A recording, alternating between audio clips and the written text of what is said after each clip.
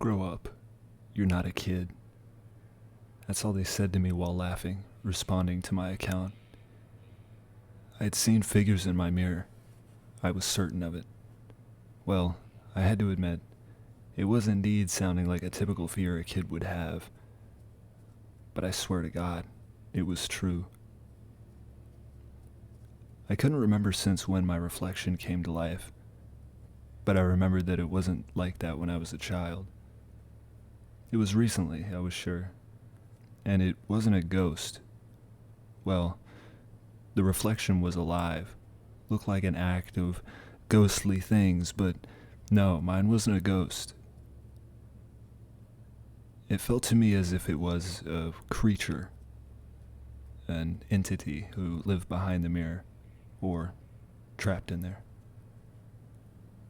I didn't know too much about my reflection, but I did know it always tried to grab me, as if it was going to pull me inside the mirror. Nope, that wasn't ever going to happen, I thought.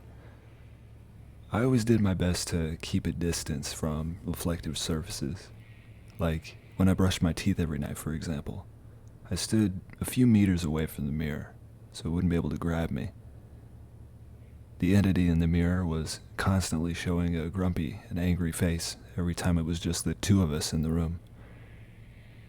No matter how I tried to smile in front of the mirror, the entity behind me never smiled. Never. One day, I took off from my apartment for a casual day, mostly spent in the mall nearby. During my wandering in the expansive building, I passed a hanger rack and brushed too close to a mirror, affixed to a large metal post in the department store. I felt a tight grip around my neck, and suddenly, the ground began to shake. It was a big one, an earthquake, the ones I'd been told California was due for, but never anticipating being under attack as I experienced my first one.